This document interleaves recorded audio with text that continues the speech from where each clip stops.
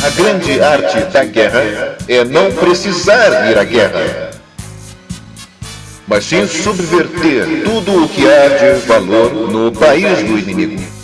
Mas sim subverter tudo o que há de valor no país do inimigo. Subverter tudo o que há de subverter tudo o que há de valor no país do inimigo.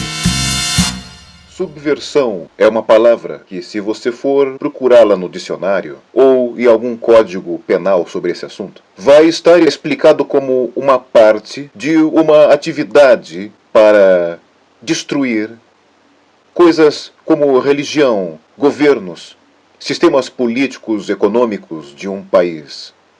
E normalmente sempre é relacionada à espionagem. E coisas fantasiosas como explodir pontes, descarrilhar trens, atividades de heróis e vilões, como em Hollywood. Mas o que eu vou explicar para vocês agora não tem nada absolutamente a ver com esse clichê de espionagem ou com a atividade da KGB de coletar informações. Então, o maior erro ou o maior equívoco, eu acho, é que quando falamos da KGB, por alguma razão estranha, esses produtores de Hollywood, professores de ciência política e até esses especialistas em assuntos soviéticos, especialistas como eles se autodenominam, eles acham que a coisa mais desejável por Andropov e toda a KGB é roubar o projeto secreto de algum avião supersônico, levar o projeto para a União Soviética e vendê-lo para o complexo industrial militar soviético. Bem, em parte isso é verdade, mas se analisarmos todo o tempo, o dinheiro e mão de obra que a União Soviética e a KGB em particular gastam fora das fronteiras da União Soviética, vamos descobrir, claro que as estatísticas não são oficiais como nós temos na CIA e no FBI, mas a espionagem como tal gasta apenas 10 a 15% de todo o dinheiro, tempo e mão de obra. Vejam só, 15% só da atividade da KGB. Os outros 85% são sempre gastos com subversão. E ao contrário do que diz o dicionário Oxford da língua inglesa, a subversão, na concepção soviética, sempre significará uma atividade agressiva de distração, visando destruir o país, a nação ou a área geográfica do inimigo. Então, nada dessas coisas fantasiosas. Nada de explodir pontes, nada de câmeras escondidas na latinha de Coca-Cola, nada disso. Nada dessa coisa sem noção de James Bond. Porque toda essa atividade, na verdade, é aberta e bastante visível. E facilmente observável, se vocês se derem o tempo e trabalho de observar. Mas, de acordo com as leis e os sistemas de fiscalização ocidentais, da civilização ocidental, essas coisas não são crimes, justamente por causa do conceito errado de subversão e a manipulação de palavras, porque as pessoas acreditam que o subversivo é aquele que vai explodir as nossas lindas pontes. Não. O subversivo é um estudante de intercâmbio, é um diplomata, é um ator, é um artista, é um jornalista, como eu há 10 anos atrás. Então, subversão é uma atividade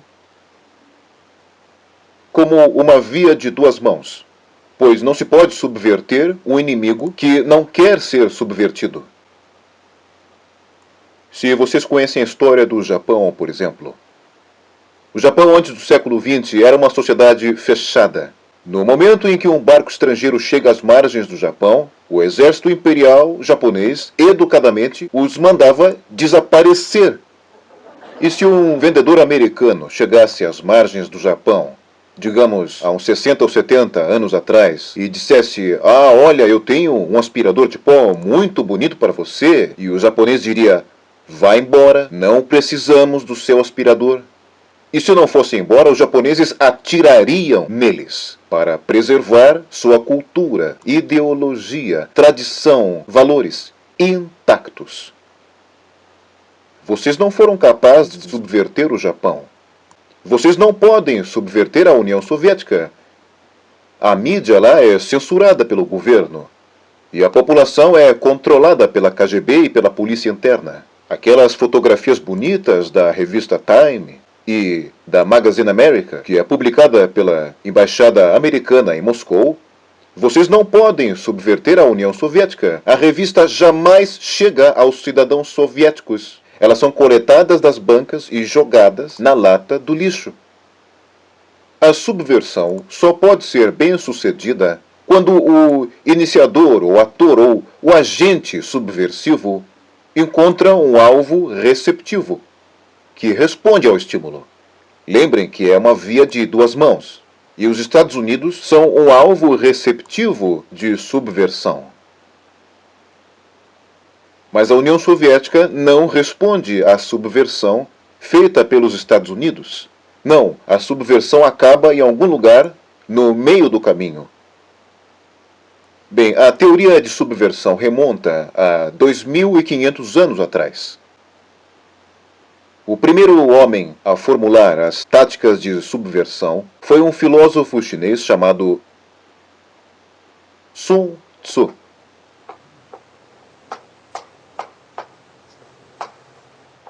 Dois mil e 500 anos atrás. Ele foi conselheiro militar de várias cortes reais da China antiga.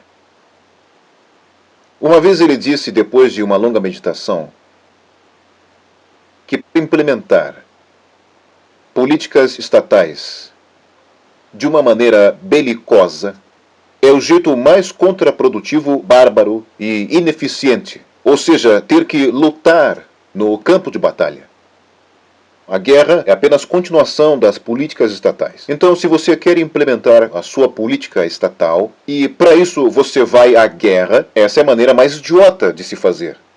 Porque a grande arte da guerra é não precisar ir à guerra, mas sim subverter tudo o que há de valor no país do inimigo, até chegar o momento em que a percepção da realidade do inimigo se deteriora, até o ponto de ele não perceber você como o inimigo, para que ele ache que o seu sistema, que a sua civilização, que as suas ambições pareçam para ele uma alternativa, se não desejável, pelo menos aceitável. Como eles dizem, antes comunista do que morto, né? Esse é o propósito final da subversão, depois da qual você pode simplesmente conquistar o seu inimigo, sem disparar um só tiro. Isso se a subversão for bem sucedida. Então a subversão basicamente é isso. Não há uma menção sequer sobre explodir pontes. Sun Tzu não sabia nada sobre explodir pontes. Talvez ele nem tivesse tantas pontes na época dele. Mas o básico sobre subversão está sendo ensinado a cada aluno da KGB na União Soviética. Eu não sei se o mesmo autor está sendo incluído na lista de leituras para os oficiais americanos, sem contar os estudantes comuns de ciência política. Eu mesmo tenho dificuldades em achar traduções de Sun Tzu na biblioteca universitária, lá em Toronto e também aqui em Los Angeles. Mas na União Soviética isso não é opcional, essa leitura é forçada a cada estudante, a todo estudante que possivelmente terá que lidar na sua carreira com estrangeiros. Então, o que é subversão? Basicamente consiste em 4 períodos de tempo. Então, se traçarmos aqui uma linha do tempo, não? Começando aqui, a primeira etapa da subversão é o processo chamado, basicamente, de desmoralização. A palavra já fala por si mesma.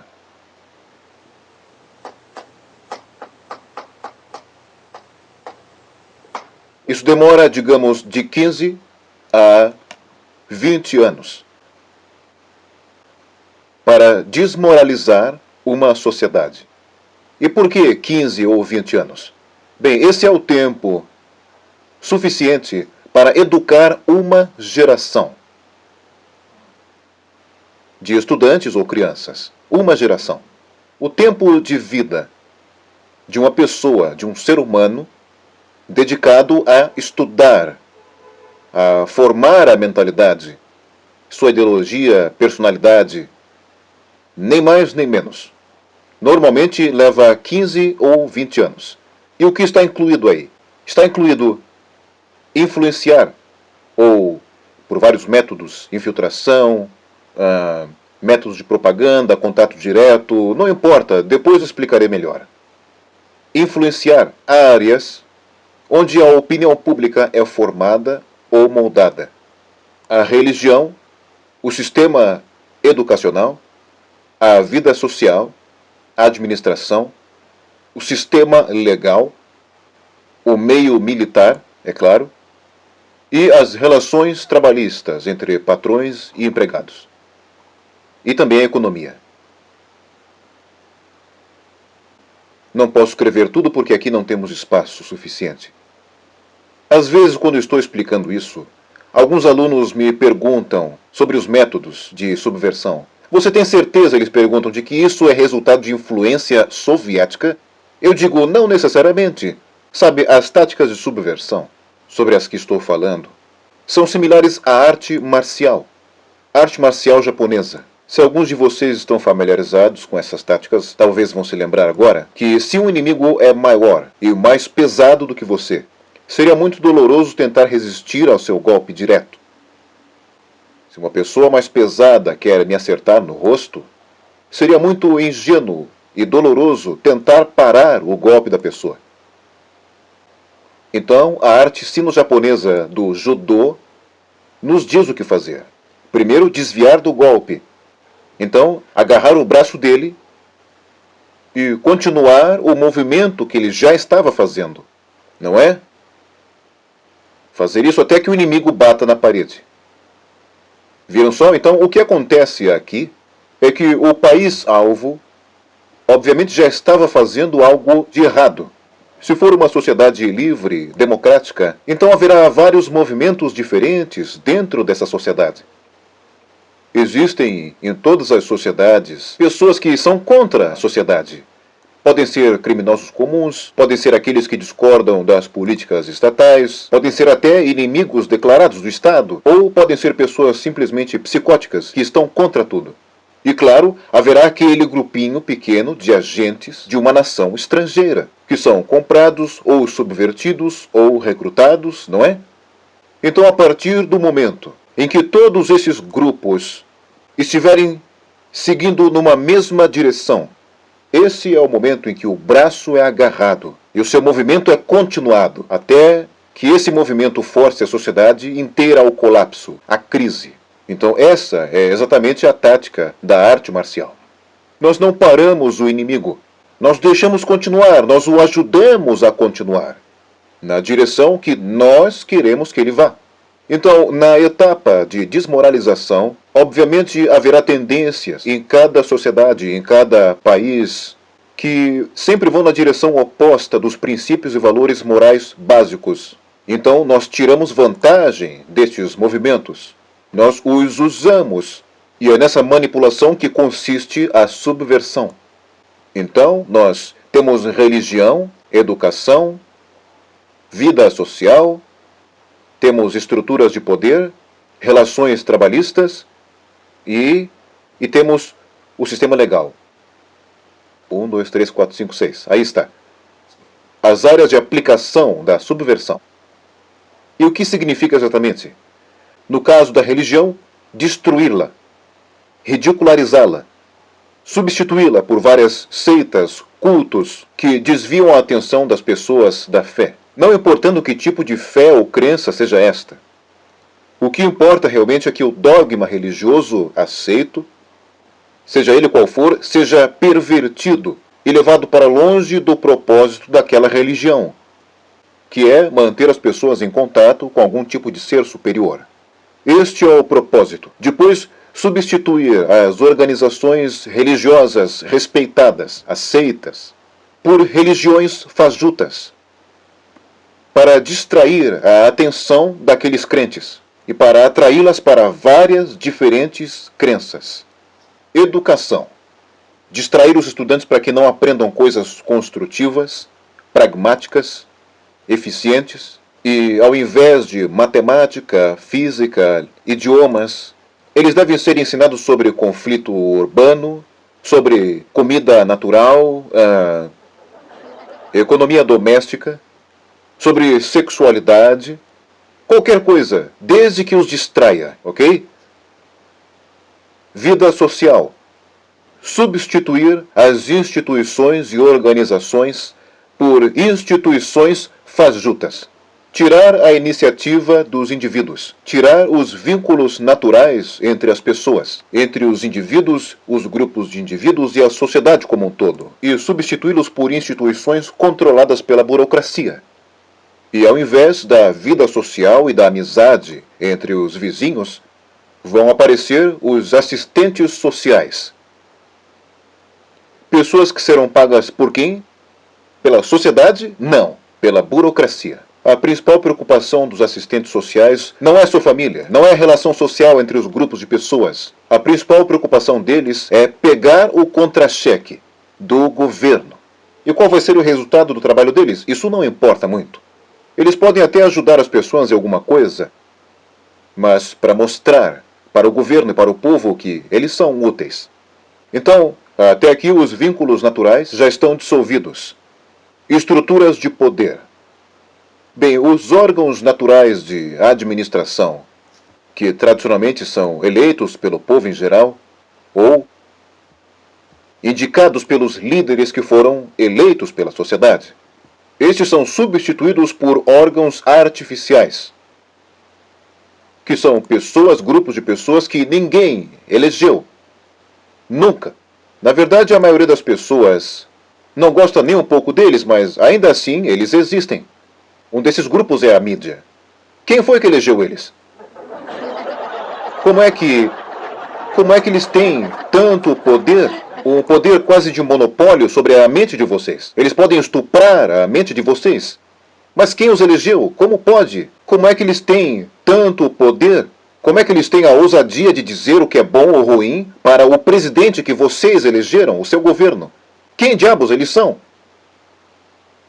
Spiro Agnew, que era odiado pela esquerda liberal, os chamou de tropa de snobs sem vergonha. E é exatamente o que eles são. Eles pensam que sabem das coisas, mas eles não sabem nada. O nível de mediocridade em grandes agências como The New York Times, redes de rádio e TV, lhes é dito que não sejam jornalistas excelentes. Eles precisam ser jornalistas medíocres, porque assim é mais fácil sobreviver, não existe concorrência. Eles vão ter um ótimo salário de $100 mil por ano e é isso aí. Se um ali é melhor do que o outro, isso já não importa mais, desde que eles sorriam para a câmera e façam o trabalho deles. É isso aí, não há concorrência entre eles. Estruturas de poder. Elas são lentamente erodidas pelos órgãos e grupos de pessoas que não têm nem qualificação e nem a vontade do povo para permanecer no poder. E ainda assim eles ficam no poder. E junto com isso existe outro processo. Fiscalização, sistema judicial. A organização é erodida. Nos últimos 20 ou 25 anos, se você assistir os filmes antigos e compará-los com os novos, vai perceber que nos filmes novos, os policiais ou oficiais do exército americano parecem burros, raivosos, psicóticos, paranoicos, mas o criminoso parece um cara legal, gente boa, que fuma maconha, que se injeta, que usa drogas, que é retratado como um ser humano bonzinho, criativo, mas que virou bandido porque a sociedade o oprimiu, enquanto que os militares são sempre retratados como pessoas burras, maníacos por guerra, e os policiais aparecem como porcos. Um policial rude que abusa do poder.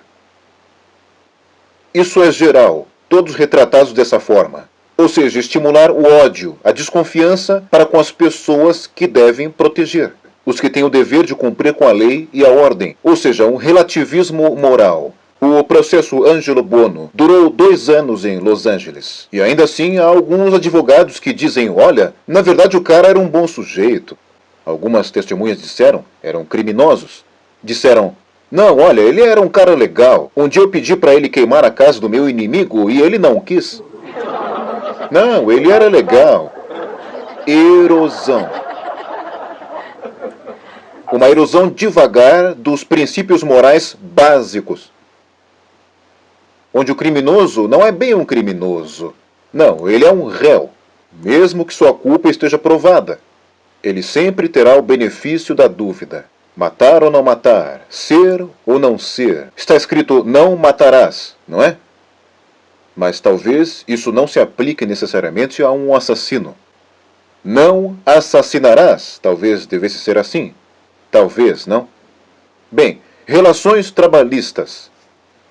Nesta etapa, dentro de 15 ou 20 anos, até aqui já destruímos os elos naturais estabelecidos de negociação entre patrão e empregado. A clássica teoria marxista-leninista de troca natural de bens. Se uma pessoa tiver 5 sacas de cereais e a outra tiver 5 pares de sapatos, aqui haverá uma troca natural, sem dinheiro, estão negociando entre si. Então vem a introdução de uma terceira pessoa, um estranho que não tem nada a ver com essa relação interpessoal. Ele dirá, não dê a ele as 5 sacas de cereal, dê para mim. E você dê para mim os seus 5 pares de sapato. E eu vou distribuir de maneira justa. Isso é o fim da economia. E a morte da troca natural. A morte do comércio. Bem, os sindicatos foram estabelecidos há 100 anos atrás. E o objetivo era melhorar as condições de trabalho. E proteger os direitos dos trabalhadores. Proteger dos patrões que estavam abusando de seu direito só porque tinham mais dinheiro. De fato, naquela época, a princípio o movimento dos sindicatos funcionou bem. Mas o que vemos agora é que o processo de negociação não está mais funcionando. Não funciona mais na base do compromisso, que de fato leva para a melhora das condições de trabalho, aumento do salário. O que estamos vendo hoje é que depois de cada greve prolongada deles, os trabalhadores perdem. Mesmo que eles consigam um aumento, já não compensa mais por causa da inflação e do tempo perdido. E além disso, milhões de pessoas sofrem com essas greves. Porque hoje em dia a economia é interdependente. Está tudo interligado como um único corpo. Se antes os metalúrgicos, digamos 100 anos atrás, podiam entrar em greve e ninguém sofreria, agora é impossível. Se os lixeiros entrarem em greve, hoje em dia, toda a cidade vai ficar fedendo. Quer dizer, ninguém executará o serviço. Em Quebec, uma vez, os eletricistas entraram em greve, no meio do inverno. No inverno lá, as pessoas podem morrer congeladas. Eles aumentaram o salário? Não, eles perderam. Mas quem ganhou com isso? Os líderes do sindicato. E quais são os motivos de uma greve? Melhorar as condições de trabalho? Não. É claro que não. Então qual é? Ideologia. Para mostrar aos capitalistas, eles dizem, não? E a horda obediente de trabalhadores como ovelhas seguem essas pessoas. E as obedecem. Por quê? Porque se desobedecerem, bem, você sabe o que acontece, não? Assassinatos, caminhoneiros baleados pelos próprios piqueteiros. Em Montreal eu vi com os meus próprios olhos, quando eu era repórter da CBC, a agência canadense de reportagem internacional, quando operários de uma fábrica de aeronaves destruíram computadores e equipamentos da fábrica. Então a administração contratou os furagreves e os carros deles foram virados de ponta cabeça e queimados. As casas deles foram queimadas, os filhos deles foram intimidados. E tenham certeza de que houve vítimas. Por quê? Para melhorar as condições dos trabalhadores? Não. Ideologia. Então é isso que basicamente acontece. Ou seja, pode ou não acontecer com a ajuda da União Soviética. Mas as tendências naturais também são muito aproveitadas pelos sistemas de propaganda soviéticos. Mas como? Sempre que um sindicato entrar em greve, temos um influxo de propaganda, mídia de massa, disseminação ideológica. E as pessoas repetem isso como papagaio. Sim, o direito dos trabalhadores. Direito de quem? Dos trabalhadores? Não! A única liberdade do trabalhador, que é vender a sua força de trabalho, de acordo com o seu próprio desejo, é tirada deles. E por quem? Pelo chefe do sindicato. Lhes é outorgado poder e uma responsabilidade. Eu não quero vender o meu trabalho por $2,50 por hora, mas por $2. A minha liberdade está sendo negada. Eu não tenho o direito. Eu sei que se eu vender meu trabalho por $2 por hora e não por 3, eu vou concorrer melhor do que o outro cara, que é preguiçoso e ambicioso. Eu não preciso de $3, eu preciso apenas de 2. Não, eles foram forçados a acreditar pela mídia, pelas empresas, por agências publicitárias, de que precisam de mais e mais. Vocês já viram algum comercial de TV dizendo para vocês consumirem menos? Não. Não, de jeito nenhum. Se você precisa de um carro de 6 cilindradas ou não, você tem que comprar. E comprar rápido. Quando eu vinha dirigindo para cá, na estação de rádio local, o locutor empolgado dizia: "Porra, venha, economize, economize. Aqui tem uma liquidação de meias calças." Economizar? Comprando mais? Estão vendo só? Claro, seria muito ingênuo esperar que a KGB obrigasse a agência publicitária a fazer uma propaganda maluca dessas. Claro que não. Mas o que nós fazíamos quando eu trabalhava para Novosti é que nós atolávamos as editoras, organizações estudantis, grupos religiosos com literatura sobre luta de classes. Às vezes diretamente com propaganda comunista. E, às vezes, com propagandas de aspirações legítimas da classe operária, sobre melhoria de vida, igualdade, olha só. E o presidente Kennedy uma vez disse: "Minha gente, a América tem que acreditar que as pessoas nasceram iguais." Será que há alguma menção na Bíblia ou em alguma outra escritura sagrada ou em qualquer religião? Se você não acredita, vá à biblioteca e busque. Não há uma só palavra sobre igualdade, mas sim o oposto. Diz que por nossas obras Deus nos julgará. O que nós fazemos é que é importante. O mérito, as nossas obras. É impossível legislar igualdade. Se você quer ser igual a eles, você tem que lutar por isso. Você tem que merecer. E foi assim que nós construímos a nossa sociedade, no princípio louco de igualdade. As pessoas são iguais, eles dizem, mas vocês sabem que isso é mentira. Algumas pessoas são altas e burras, outros são baixos, carecas, mas inteligentes. Algumas...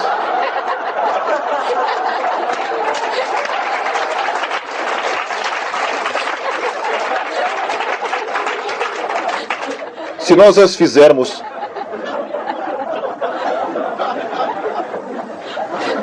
Se as fizermos iguais à força, se impusermos o princípio de igualdade como fundamento da nossa estrutura social, é o mesmo que construir uma casa na areia. Cedo ou tarde ela vai desmoronar. E é exatamente isso que está acontecendo agora. E nós, os propagandistas soviéticos, estamos empurrando vocês na direção em que vocês já estavam indo. Igualdade, igualdade, sim, as pessoas são iguais. A terra das oportunidades iguais. Será verdade ou não? Pensem sobre isso. Oportunidades iguais. Deve haver oportunidades iguais para mim e para um safado preguiçoso que chegou aqui vindo de outro país e imediatamente é registrado como beneficiário de uma pensão? Eu nunca recebi um único dólar. Não, desculpe, uma vez eu recebi. Mas eu nunca me registrei para receber o seguro. Durante 13 anos eu aceitei qualquer emprego. Segurança, jornalista, taxista, qualquer coisa. Bem, eu era muito ativo, mas algumas pessoas não gostam disso. Então, por que deveríamos ter todos direitos iguais? Por quê? Equal opportunity to excel. oportunidades iguais para circunstâncias iguais. Tudo bem, mas vocês sabem que as pessoas são diferentes. Talvez elas se esforcem e cheguem ao mesmo nível de excelência. Talvez, digamos no futuro distante, hipotético. Talvez, sim, mas nós sabemos perfeitamente que, mesmo com as melhores intenções, as pessoas não conseguem ser iguais. Por que deveríamos ter igualdade, por exemplo, no sistema legal? Eu me considero um cidadão cumpridor da lei. E uma pessoa que vem aqui, digamos, para roubar e tirar, o governo dos Estados Unidos importou milhares de criminosos cubanos. Eram criminosos conhecidos. E eles foram aceitos aqui. Vocês acham justo que eu e a minha esposa filipina, que trabalha como um cavalo, me perdoem, como técnica de laboratório no hospital, acham que deveríamos ter os mesmos direitos que um criminoso cubano? Por quê? Mas as pessoas repetem, igualdade, igualdade, igualdade. E o sistema de propaganda soviético ajuda as pessoas a acreditar que a igualdade é algo desejável. Veja, a democracia, como foi estabelecida pelos pais fundadores deste país no passado, não se baseia na igualdade. Não, é um sistema onde pessoas diferentes, desiguais, terão uma chance de sobreviver e de ajudar umas às outras, mas em constante concorrência, constante aperfeiçoamento. Não se baseia numa igualdade que é imposta por um governo paternalista de alguém lá em Washington, D.C. E a igualdade absoluta existe na União Soviética. Igualdade em termos. Lá todo mundo é igual, na lama. Exceto por algumas pessoas que são mais iguais do que as outras, lá no Kremlin. Bem, então, a partir de quando você leva um país ao ponto da total desmoralização, onde nada funciona mais, quando já não se tem certeza do que é certo e errado, do bem e do mal, quando não existe mais diferença entre o bem e o mal, quando até os líderes das igrejas dizem, às vezes, bem, a violência em prol da justiça, especialmente justiça social, é justificável em países como Nicarágua, El Salvador, talvez na Rodésia, e as pessoas ouvem isso e dizem, ah, é verdade. É verdade? Não, não é verdade. Violência nunca é justificável, especialmente no caso da justiça social, introduzida por marxistas-leninistas, que são os meus ex-colegas lá da agência Novosti. Bem, então chegamos a este ponto, e o próximo passo é a desestabilização. Esta palavra também se autoexplica. É desestabilizar todas as instituições, todas as organizações confiáveis no país do inimigo. E como se faz isso? Não é preciso mandar um batalhão para explodir pontes. Não. Você deixa as pessoas lá fazerem isso sozinhas. A área de aplicação agora é mais estreita. É mais estreita. Não como no caso anterior, quando as ações são abertas, escancaradas, atividades que não se podem perceber, que não são vistas como um crime. Se o professor, por exemplo, veio da União Soviética e vem a nós apresentar um curso sobre marxismo-leninismo. Ninguém vai dizer, você tem o direito de ficar calado, acompanhe-me, por favor. Você está preso. Não, não, isso não é crime. Isso nem é considerado um crime moral contra o país. Veja que a área de ação aqui está estreitada. Para a economia, outra vez relações trabalhistas, não? Para lei e ordem, junto com o meio militar. E economia, lei, ordem e, novamente, a mídia, mas aqui é um pouco diferente, eu vou explicar depois. Ok, basicamente 3 áreas. Na economia se radicaliza o processo de negociação. Se na etapa anterior ainda se poderia atingir, teoricamente, algum aspecto positivo entre partes negociantes, como, digamos, um caso analisado por juízes de terceira instância, julgando as exigências de ambas as partes, Nesta etapa, esse processo é radicalizado. Aqui, na desestabilização, as pessoas não conseguem mais chegar a um acordo, nem mesmo dentro da família. Marido e mulher, por exemplo, não conseguem descobrir o que é melhor. O marido quer que os filhos comam à mesa, mas a mulher quer que a criança corra pela cozinha e derrube a comida pelo chão. Ou seja, não há acordo a menos que eles entrem em luta. Vizinhos já não conseguem chegar pacificamente a um acordo. Por exemplo, se um diz, eu não quero que você corte a grama em tal horário, porque é nesse horário que eu estou passeando com o meu cachorro, e ele fica nervoso, ele não consegue fazer cocô. Eles dois não conseguem entrar em acordo. E o que eles fazem? Eles vão para uma corte civil, ou alguma coisa assim. Ou seja, radicalização das relações humanas. Não há mais acordo, é luta, luta, luta. Então as relações normais são desestabilizadas. As relações entre professores e alunos nas escolas e universidades é luta. As relações na esfera econômica entre empregado e patrão são mais radicalizadas. Não é mais aceita a legitimidade das exigências dos trabalhadores. Não é como os japoneses com a teoria Z. Não sei se vocês já ouviram falar. Quando os operários estão envolvidos no processo de decisão e quando eles não têm mais incentivo moral para lutar contra seus patrões. Nos Estados Unidos é justamente o oposto. Quanto mais difícil for a luta, melhor. Mais heróicos eles vão parecer. Quando a rede Greyhound entrou em greve recentemente, os correspondentes das emissoras de TV locais em todos os Estados Unidos entrevistavam os grevistas e eles diziam: ah, sim, nós estamos fazendo algo bom. Eles se sentiam como heróis. Tinha uma família, o marido era motorista de ônibus. Eles haviam decidido, estavam em protesto contra os patrões, decidiram acampar em algum lugar na floresta. Porém foram apresentados aos telespectadores como pessoas heróicas e boazinhas. Estão vendo só? As lutas violentas entre passageiros, piqueteiros e grevistas eram apresentadas como algo normal.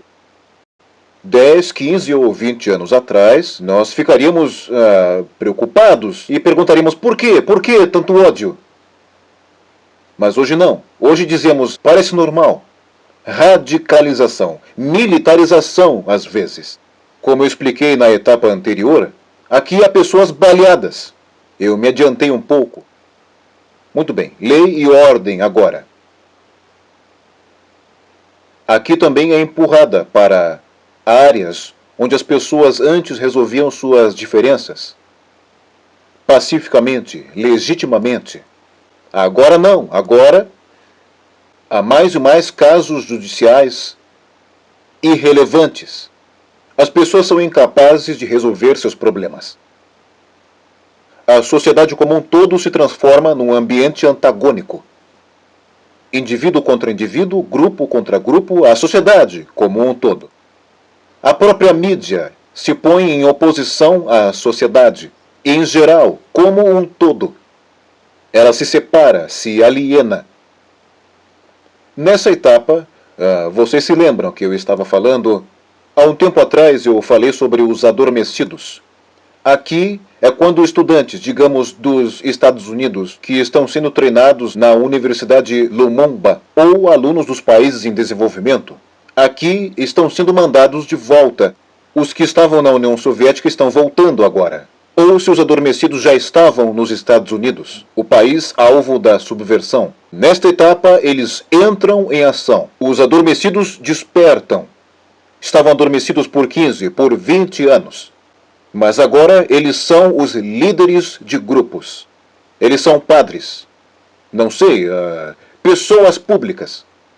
Pessoas proeminentes. E eles agem. Passam a atuar no processo político. Da noite para o dia, nós vemos um homossexual que há 15 anos tinha a sua vida promíscua, mas ninguém se importava. Mas agora ele transforma a sua preferência sexual numa questão política. Ele exige reconhecimento, exige respeito, direitos humanos. E ele ajunta um grande número de pessoas que entram em choque com a polícia. O seu grupo contra a sociedade. Não importando o que sejam, se são negros contra brancos, amarelos contra verdes, já não importa. O que importa é que haja uma linha divisória, que este grupo entre em choque com os outros, às vezes militarmente, às vezes com o uso de armas de fogo. Assim é o processo de desestabilização. Os adormecidos, alguns dos quais são simplesmente agentes da KGB, se tornam líderes do processo de desestabilização. Não quer dizer que o camarada Andropov manda o camarada Ivanov para os Estados Unidos. Não. A pessoa responsável já está aqui. Se trata de um cidadão respeitado dos Estados Unidos. Às vezes, ele recebe dinheiro de várias fundações para defender a sua causa legítima por direitos humanos, direito das mulheres, direito dos presidiários, qualquer coisa. E há americanos simpatizantes que doam o seu dinheiro para eles. O processo de desestabilização normalmente leva diretamente ao processo de crise. No caso das nações subdesenvolvidas, bem, essa era a área na qual eu era ativo.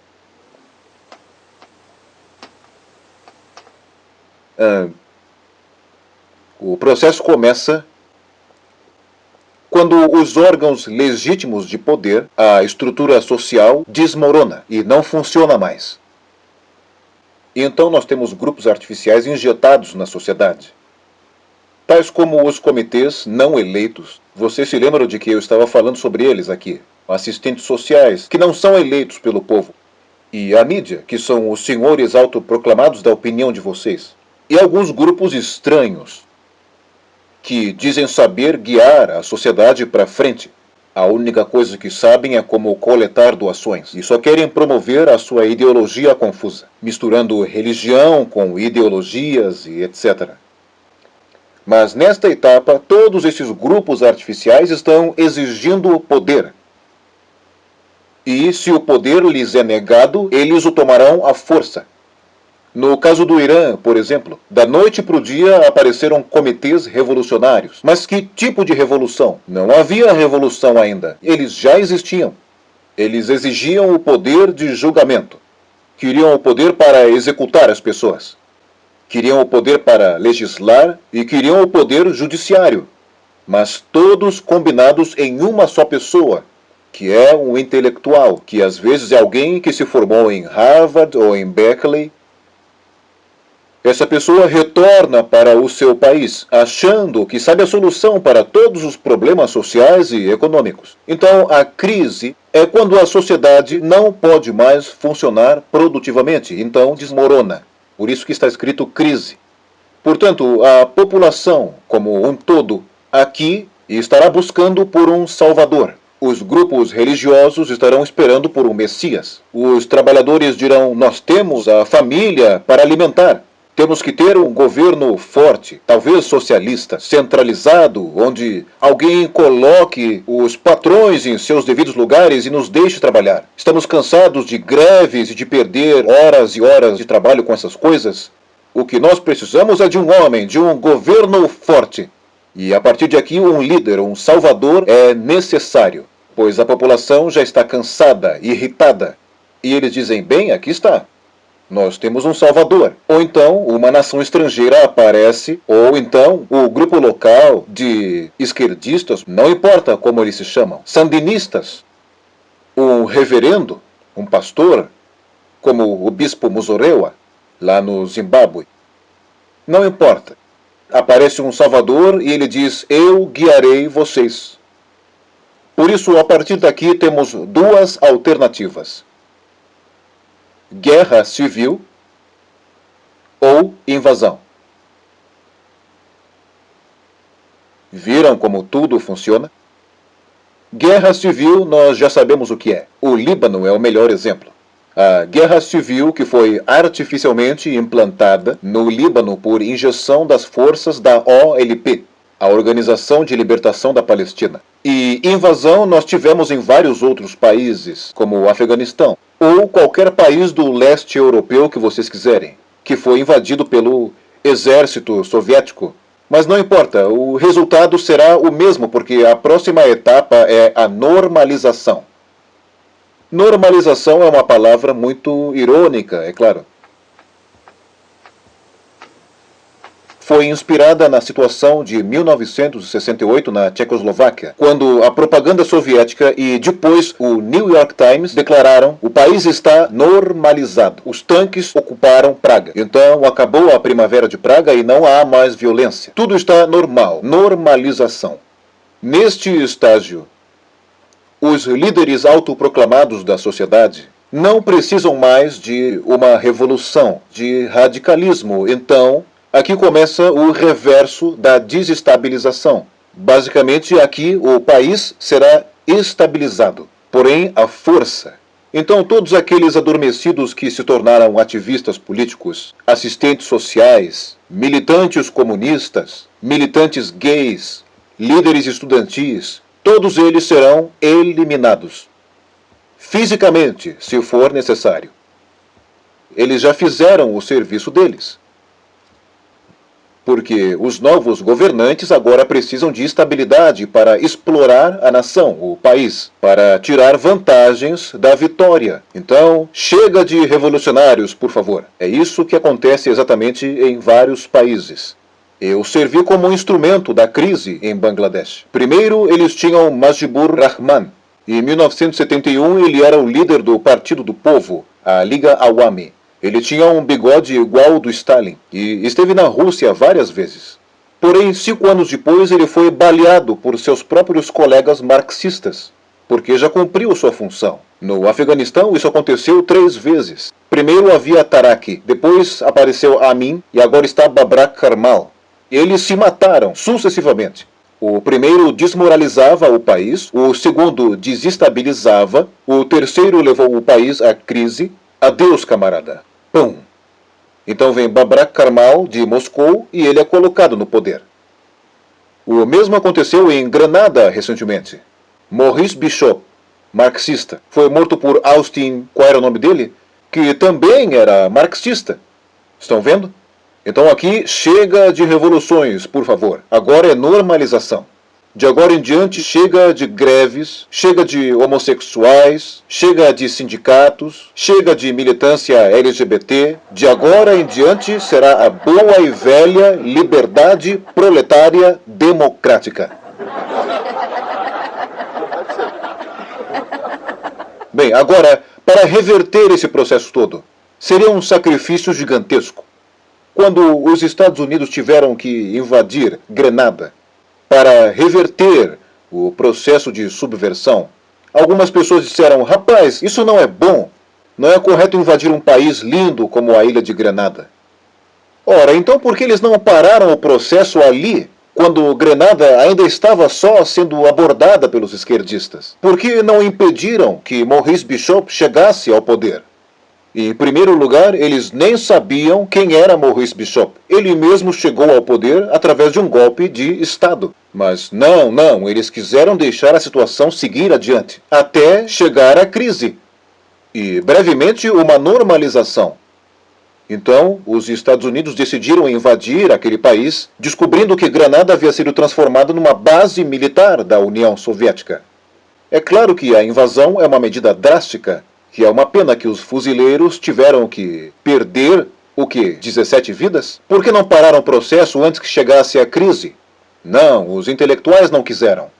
Disseram que era interferir em assuntos estrangeiros, para não deixar o governo americano interferir em assuntos internos de países latino-americanos. Mas eles foram omissos quanto à União Soviética e interferindo. Bem, então, para reverter todo esse processo, desde aqui, só funciona unicamente a ação militar. Nenhuma outra força no planeta pode reverter a situação a partir deste ponto. Na crise, não é necessária a invasão militar pelo exército americano. Na crise foi necessária uma ação vigorosa, como no Chile. Um envolvimento discreto da CIA para impedir que o suposto salvador de fora chegasse ao poder. Tiveram que estabilizar o país antes que ele entrasse em guerra civil. Tiveram que apoiar as forças conservadoras de direita. Através de dinheiro, de mercenários, da lei, não importa. Não se pode deixar que a crise evolua para guerra civil ou invasão. Oh, não, os esquerdistas vão dizer que é contra a lei. O Congresso jamais liberará verbas para ações secretas da CIA. Ora, e por que não? Temos que esperar até chegar à normalização e os tanques soviéticos aterrissarem no aeroporto de Los Angeles? Bem, o processo também pode ser revertido na desestabilização. E reverter daqui é mais fácil do que reverter na crise. Aqui, a CIA não é necessária. Sabe o que é necessário aqui? Restringir algumas liberdades para grupos minoritários, que são inimigos autodeclarados da sociedade. É simples assim. Mas os esquerdistas vão dizer, oh não, isso é contra a Constituição americana. Eles dirão, como nós vamos negar os direitos civis dos criminosos? Por exemplo, eles dirão que temos que permitir que os criminosos tenham direitos civis. Se vocês querem isso, então vão em frente. Leve o país à crise. Nós queremos evitar o derramamento de sangue. Temos que limitar os direitos. Não estou dizendo para colocar os homossexuais de São Francisco num campo de concentração. Não é isso. O que estou dizendo é para impedirmos que essas pessoas consigam poder político. Não devemos elegê-los para cargos públicos, seja cargo municipal, estadual ou federal. Tem que ser inculcado na cabeça dos eleitores americanos que essas pessoas em posições de poder serão inimigos. Não tenham medo dessa palavra. Eles serão inimigos. Se ele não for um inimigo aqui, então ele será logo aqui embaixo. É claro que mais adiante ele vai ser fuzilado. Mas neste estágio aqui, ele é um inimigo. Então vocês estarão prestando um grande serviço negando a essa pessoa um direito. O direito de levar a cabo as suas ideias malucas. O direito de se tornar uma pessoa poderosa. Uma pessoa que abusará da sua posição de poder. Temos que restringir as liberdades e direitos a partir deste ponto, para impedir que a situação evolua para uma crise. Devemos restringir os poderes ilimitados, restringir os monopólios, o poder que os sindicatos têm para salvar a economia do colapso. Devemos introduzir uma lei para impedir empresas privadas de violar a mente da opinião pública, de induzir as pessoas ao consumismo. Nenhuma empresa deve ter o direito de forçar vocês a comprar mais, a menos que vocês queiram comprar mais. Devem haver leis. Vocês querem anunciar um carro? Ok. Mas não faça menção a comprá-lo agora para economizar dinheiro. Tem que ser contra a lei, induzir as pessoas a consumir mais. Domínio próprio. Antes de todo o processo começar, é preciso domínio próprio, o que era um assunto da igreja, da religião. Porque os pregadores, os padres, na igreja, diziam que os bens materiais são bons, mas essa não é a função primária do ser humano. Eles dizem que temos que ter perspectivas superiores. E é claro que a nossa vida não é consumir mais desodorantes. Tem que haver algo superior. Se um instrumento complicado como o corpo humano foi criado, então obviamente deve haver algum propósito superior. Portanto, é muito fácil evitar a desestabilização negando às empresas ambiciosas uma pequena liberdade, ou um pequeno direito. O direito de transformar vocês em processadores de produtos e bens indesejados.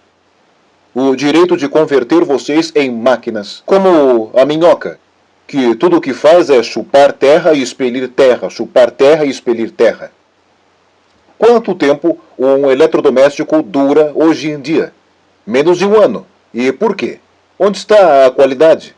Não, nós queremos que vocês comprem mais. Vejam, o processo de desestabilização pode ser facilmente vencido se, como eu costumo dizer, a sociedade, por vontade própria ou depois de persuadida pelos líderes, se convencer a respeito do domínio próprio. Se disserem que devemos consumir mais, devemos ter noção de nossas obrigações, para não chegar a esta etapa, como nós dizemos na Rússia, se o deserto do Saara se tornar um país comunista um dia, então lá vai ter racionamento de areia.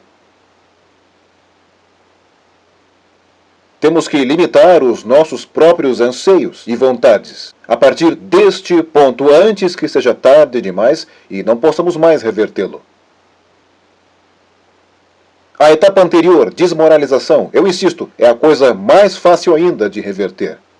Antes de tudo, restringindo a importação de propaganda. É a coisa mais fácil de se fazer. Porque a importação ilimitada e irrestrita de literatura soviética, jornalistas soviéticos, isso de ficar concedendo horários na televisão americana para agitadores e ideólogos, isso tem que acabar. E veja que é muito fácil, eles não vão se ofender. Na verdade, eles vão respeitar mais a América. Mas quando eu vi o meu ex-colega Vladimir Posner aparecer no Nightline e Ted Koppel lhe pergunta: Miro, o que você pensa sobre isso? Como assim o que ele pensa? Ele é um instrumento de propaganda. Ele pensa o que o camarada Andropov disser para ele pensar. Ele é apenas um belo e articulado alto-falante do sistema soviético de subversão. Será que Ted Koppel fez vocês acreditarem que o meu amigo Vladimir Posner pensa?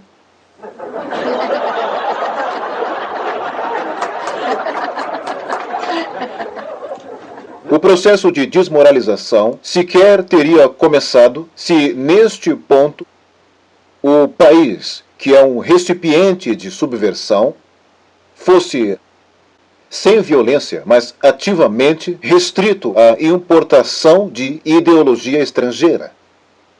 Claro que eu não quero que a América siga o modelo do Japão antigo. Não quero que vocês atirem no primeiro estrangeiro que se aproximar das fronteiras sagradas dos Estados Unidos.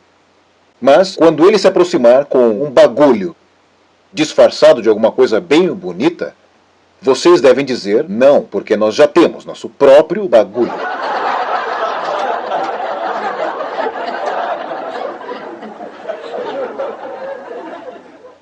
Se, neste ponto, a sociedade for forte, corajosa e consciente o bastante para interromper a importação de ideias estrangeiras, então toda essa cadeia de eventos poderá ser evitada.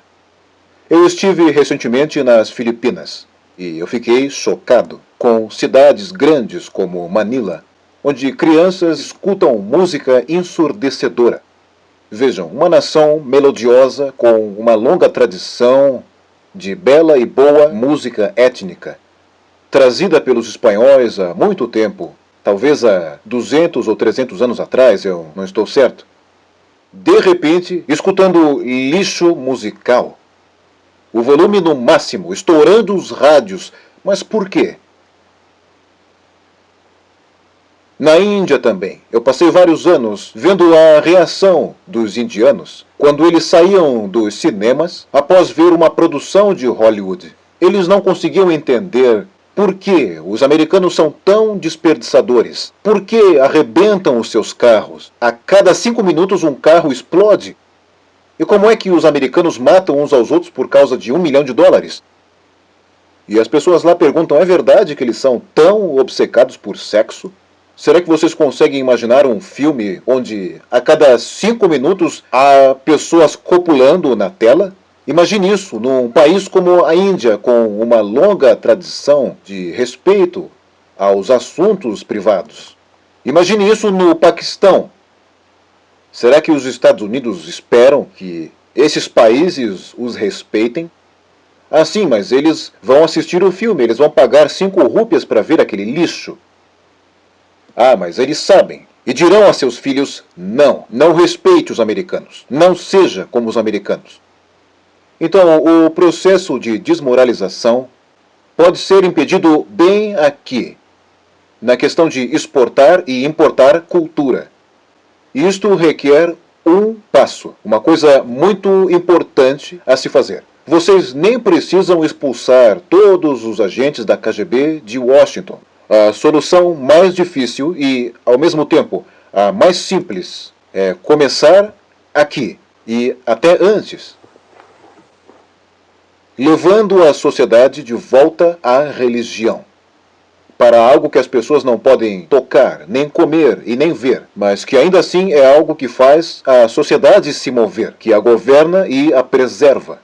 O cientista soviético Shafarevich, que não tem nada a ver com religião, é um cientista da computação, fez um estudo muito intenso na história de países socialistas. Ele chamava socialista ou comunista qualquer país com uma economia centralizada e com uma estrutura de poder piramidal. Ele descobriu, na verdade não descobriu, ele apenas chamou a atenção dos leitores, que civilizações como Mohenjo-Daro, nas regiões hindus ribeirinhas, ou como no Egito, como os maias, os incas, desmoronaram e desapareceram da face da terra, a partir do momento em que perderam a sua religião.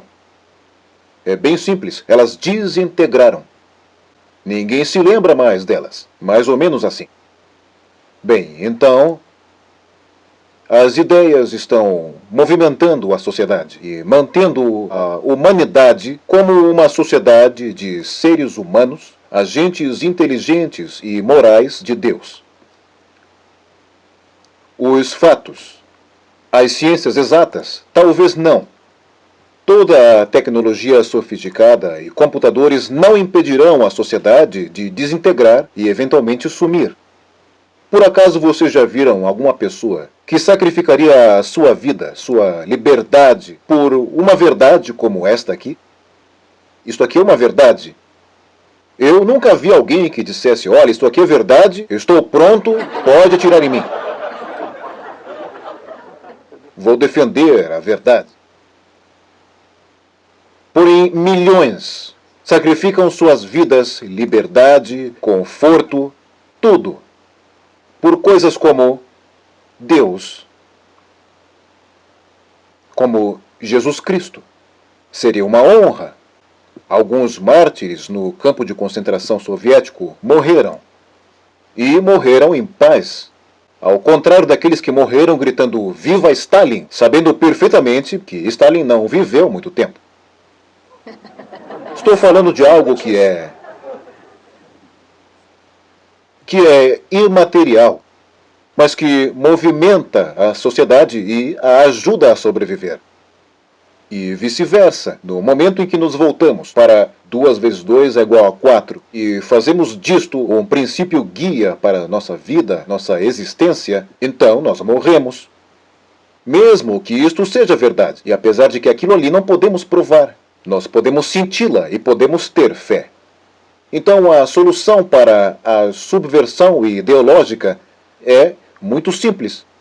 Vocês não têm que atirar nas pessoas. Vocês não têm que ameaçar com mísseis. Não precisam jogar uma bomba no quartel-general de Andropov. Não. Vocês só precisam ter fé para evitar a subversão. Em outras palavras, para não serem vítimas da subversão. Não se transformem naquela pessoa como no judô, que está tentando esmagar o adversário. Senão alguém vai agarrar o seu braço, lembram disso? Não golpeiem assim. Golpeiem com o poder do espírito de vocês e a superioridade moral. Se vocês não têm esse poder, está na hora de desenvolvê-lo, porque esta é a única solução. É isso aí.